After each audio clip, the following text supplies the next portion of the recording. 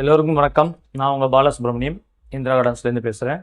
இன்றைக்கான topic indoor plans. இன்றைக்கி நம்ம இண்டோர் பிளான்ஸில் என்ன பார்க்க போகிறோம் அப்படின்னு பார்த்தீங்க அப்படின்னா, இண்டோர் பிளான்ஸுடைய பெனிஃபிட்ஸ் என்ன, அதோடைய நன்மை என்ன, நமக்கு என்ன அதனால் நன்மைகள் கிடைக்குது அப்படின்றத பார்க்க போகிறோம்.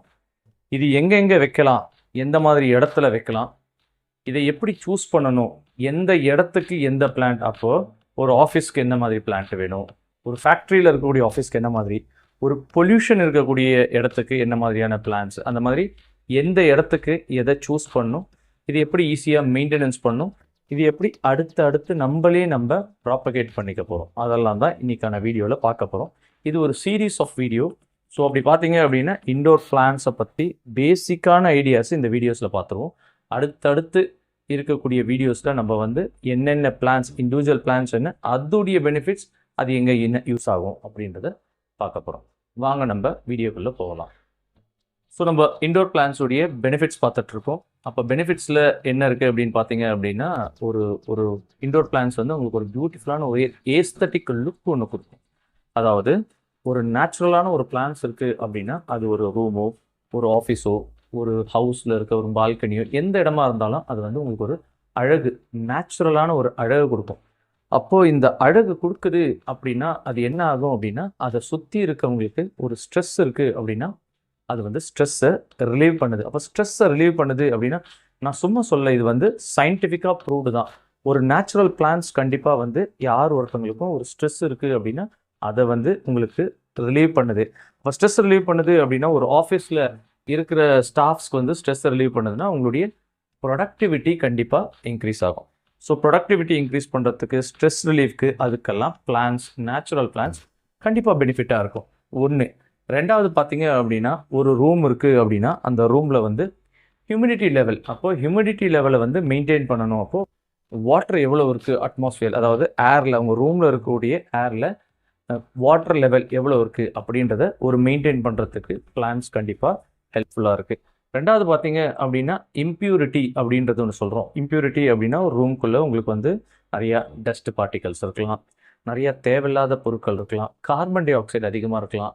அதேமாதிரி ஃபேக்ட்ரி பக்கத்தில் இருக்கக்கூடிய ஆஃபீஸ், அந்த மாதிரி இடத்துலலாம் இண்டோரில் பார்த்தீங்க அப்படின்னா நிறைய டஸ்ட் பார்ட்டிகல்ஸ், கெமிக்கல்ஸ் அதெல்லாம் இருக்கலாம்.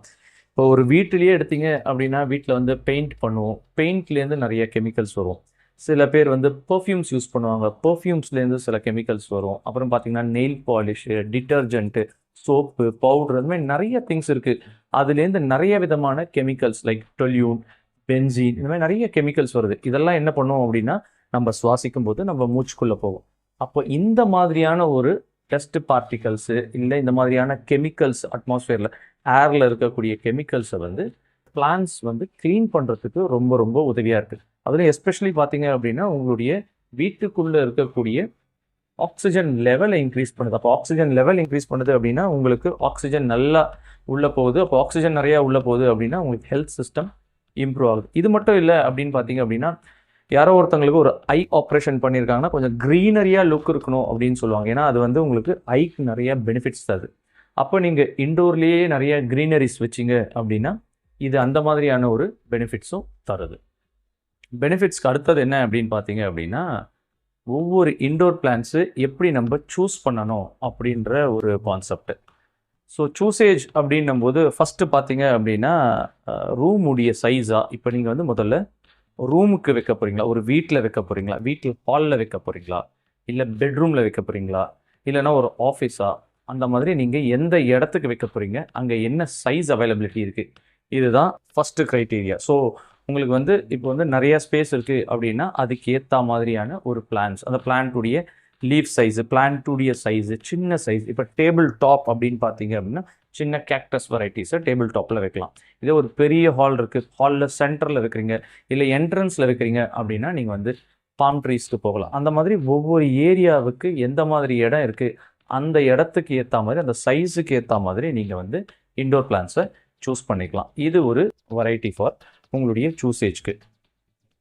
அடுத்தது என்ன அப்படின்னு பார்த்தீங்க அப்படின்னா, உங்களுடைய ஏரியா இந்த சென்ஸ் நீங்கள் எந்த மாதிரியான ஒரு கிளைமேட்டில் இருக்கிறீங்களோ அந்த கிளைமேட்டுக்கு சூட் ஆகக்கூடிய பிளான்ஸு நம்ம அப்படியே ஒன்று சூஸ் பண்ணலாம். அதாவது நீங்கள் டெம்பரேட்டில் இருக்கீங்களா, இல்லை ட்ராபிக்கல், அதாவது வெப்பமண்டலத்தில் இருக்கீங்களா இல்லை குளிர் பிரதேசத்தில் இருக்கீங்களா, அதை பேஸ் பண்ணி ஒன்று எடுக்கலாம். அதுக்கப்புறம் பார்த்தீங்க அதே மாதிரி உங்களுடைய ஹியூமிடிட்டி எப்படி இருக்குது, உங்கள் ரூமுடைய ஹியூமிடிட்டி எப்படி இருக்குது, நீங்கள் வந்து ஹாலில் இருக்கீங்களா இல்லை ஒரு ஹாட்டான ரீஜனாக இருக்கா, அங்கே நிறைய காத்தோட்டம் இருக்கா. இதை தாண்டி பார்த்தீங்க அப்படின்னா நம்ம வந்து பெட்ரூம் ஹாலை தாண்டி ரெஸ்ட் ரூமில் கூட அங்கே ரெஸ்ட் ரூம்லாம் பார்த்தீங்கன்னா ஹியூமிடிட்டி ஹையாக இருக்கும். அப்போ அங்கே வந்து ஹியூமிடிட்டி அப்சர்வ் பண்ணக்கூடிய பிளான்ட்டு, இண்டோர் பிளான்ஸ்லேயே ஒரு சில பிளான்ஸ் வந்து ரொம்ப ஹியூமிடான ரீஜனில் இருக்கும். அங்கே இருக்கக்கூடிய அந்த ஏரில் இருக்கக்கூடிய வாட்டரை அப்சர்வ் பண்ணி அந்த பிளான்ட் இருக்கும். ஸோ நீங்கள் பெருசாக தண்ணி விட வேண்டியது இல்லை.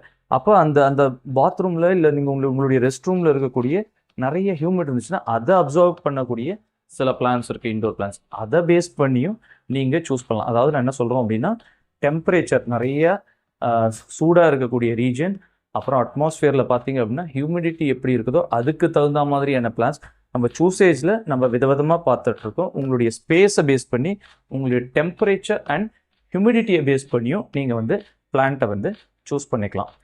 அடுத்தது முக்கியமான சூசேஜில் என்ன இருக்குது அப்படின்னா உங்களுடைய பட்ஜெட். அப்போ நீங்கள் என்ன காஸ்ட் அதுக்கு செலவு பண்ண போகிறீங்க. அப்போ காஸ்ட்டை பேஸ் பண்ணி கம்மியான பிளான்ஸும் சீப்பஸ்ட் பிளான்ஸும் இருக்குது. லைக் மணி பிளான்ட், ஏதோ சின்ன சின்ன பிளான்ட் எங்கே பார்த்தாலும் கிடைக்கக்கூடிய பிளான்ஸும் இருக்குது.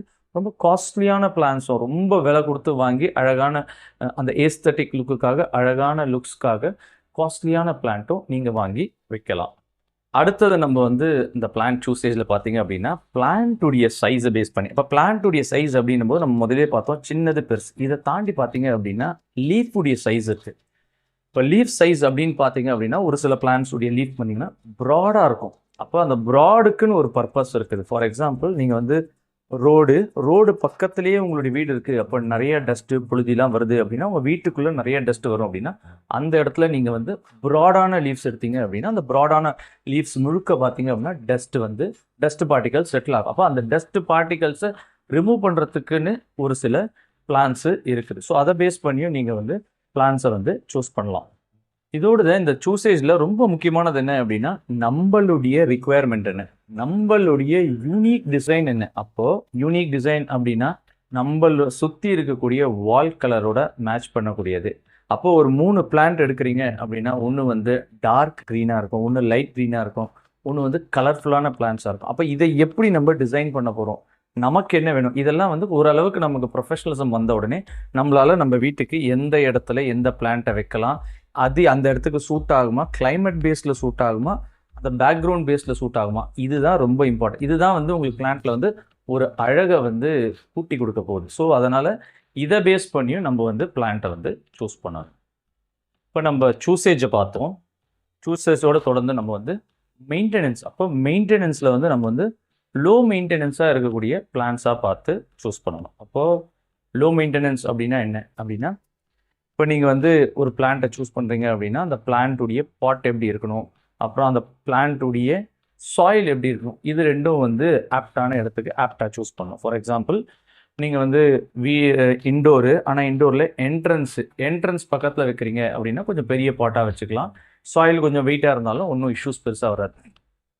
அதே நேரத்தில் நீங்கள் வந்து ஒரு டேபிள் டாப்பில் வைக்கிறீங்க அப்படின்னா அந்த இடத்துக்கு உங்களுடைய மெயின்டெனன்ஸ் வந்து நிறையா இருக்க முடியாது அப்படின்னா சின்ன பாட்டாக இருக்கும். ஸோ ஃபார் இன்ஸ்டன்ஸ் பார்த்தீங்க அப்படின்னா நீங்கள் வந்து கேக்டஸ், ரொம்ப சின்னதான ஒரு பாட்டு, ரொம்ப ஃப்ரீயான ஒரு சாயில், வெளியில் வராத ஒரு சாயிலாக பார்த்து சூஸ் பண்ணி அங்கே நம்ம வைப்போம். ஸோ இதில் வந்து நம்ம என்னென்னா மெயின்டெனன்ஸில் ஈஸி, ஹசல் ஃப்ரீ மெயின்டெனன்ஸ். அப்போது ஒரு இடத்துலேருந்து இன்னொரு இடத்துக்கு மாற்றணும். ஒரு இடத்துல வந்து ரொம்ப நாளைக்கு ஷேட் இல்லை அப்படின்னா நம்ம ஒரு இடத்துலேருந்து இன்னொரு இடத்துக்கு மாற்றுறோம் அப்படின்னா அங்கே உங்களுக்கு லைட் வெயிட்டாக இருந்தால் தான் உங்களால் ஈஸியாக மெயின்டைன் பண்ண முடியும். அப்போ சாயில் பேஸில் சாயிலில் என்ன மாதிரியான சாயில் விச் இஸ் லைட் வெயிட்டாக இருக்கோ அதை நம்ம வந்து சூஸ் பண்ணணும். இது ஒன்று மெயின்டெனன்ஸ்க்கு இருக்குது.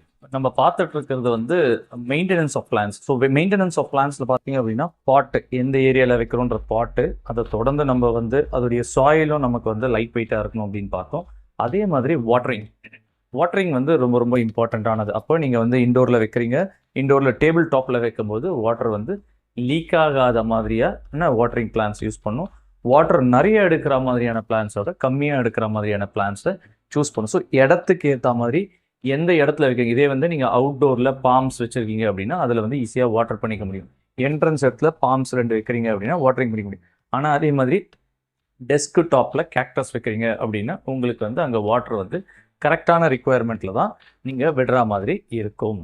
பிளான்ட்டுடைய மெயின்டெனன்ஸு அதில் அடுத்தது பார்த்தீங்க அப்படின்னா பிளான்ட் வந்து ஸ்டர்டியாக இருக்கணும். அப்போ நீங்கள் பிளான்ட்டை வந்து சூஸ் பண்ணும்போதே நல்லா ஸ்டர்டி ஹெல்தியான பிளான்ட்டாக சூஸ் பண்ணணும். அந்த இடத்துக்கு கரெக்டான பிளான்ட்டாக சூஸ் பண்ணிட்டீங்க அப்படின்னா நீங்கள் எங்கே வைக்க போகிறீங்களோ, அதாவது என்ட்ரன்ஸோ டேபிள் டாப்போ வால் மவுண்டடோ இல்லை எப்படி வைக்க போகிறீங்களோ அதுக்கு ஏற்ற அதுக்கு ஆப்டான பாட்டு எல்லாத்தையும் பர்ஃபெக்டாக சூஸ் பண்ணிங்க அப்படின்னா அந்த பிளான்ட் நல்லா ஸ்டர்டியாக க்ரோ ஆகும். உங்களுக்கு அது வந்து ஹெல்த்தியாக இருக்கும். ஸோ நம்ம இதுக்கு அடுத்தது என்ன அப்படின்னா முதல்லையே பார்த்த வென்டிலேஷன். அப்போது உங்களுக்கு வந்து வென்டிலேஷன் நல்லா வரணும்.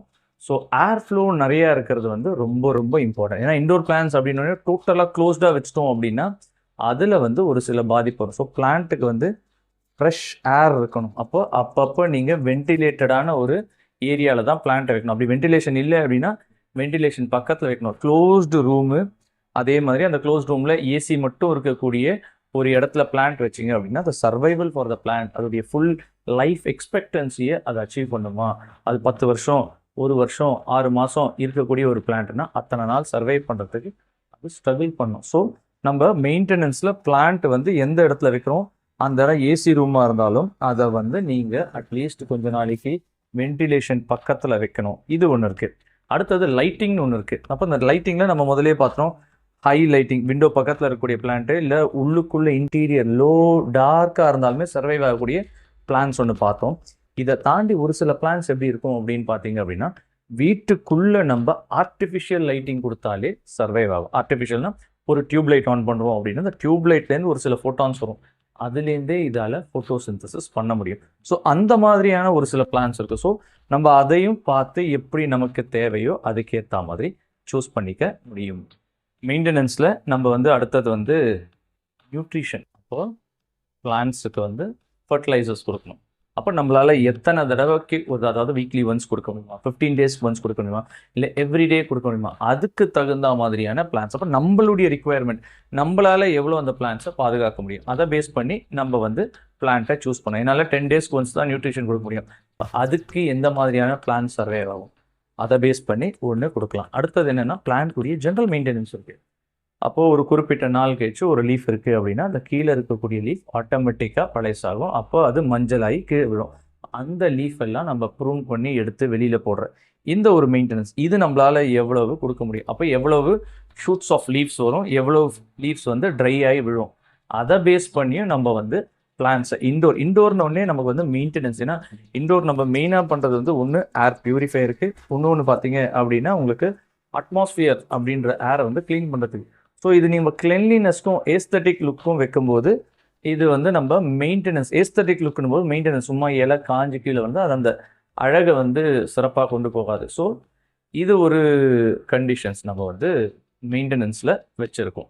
ஸோ நம்ம இந்த இண்டோர் பிளான்ஸுடைய மெயின்டெனன்ஸில் அடுத்த ஒரு முக்கியமான பாயிண்ட் என்ன அப்படின்னா, அதாவது பெரிய லெவலில் யாராவது ஒருத்தங்க பிளான்ஸ் இண்டோர் பிளான்ஸ் வச்சுருக்காங்க அப்படின்னா அவங்களுக்கு வந்து இது வந்து ப்ராப்பகேஷன். அப்போது most of the plants indoor பிளான்ஸில் பார்த்தீங்கன்னா மெஜாரிட்டி ஆஃப் தி பிளான்ஸ் பார்த்தீங்கன்னா ப்ராப்பகேஷன் ஈஸியாக இருக்கும், நீங்களே பண்ணிக்க முடியும். ஏன்னா இது வர்றது என்ன அப்படின்னு பார்த்தீங்கன்னா ஒரு பட்டுலேருந்து தான் வருது, ஒரு ஆஃப் ஷூட்லேருந்து தான் வருது, இல்லை அதோடைய ஸ்டெம் கட்டிங் இல்லை வேறு ஏதோ ஒரு கட்டிங்கை பேஸ் பண்ணியே அது வரும். ஸோ அதனால் இந்த இண்டோர் பிளான்ஸ்லாம் மேக்ஸிமம் பார்த்தீங்க அப்படின்னா நீங்களே ப்ராப்பகேட் பண்ணிக்க முடியும்.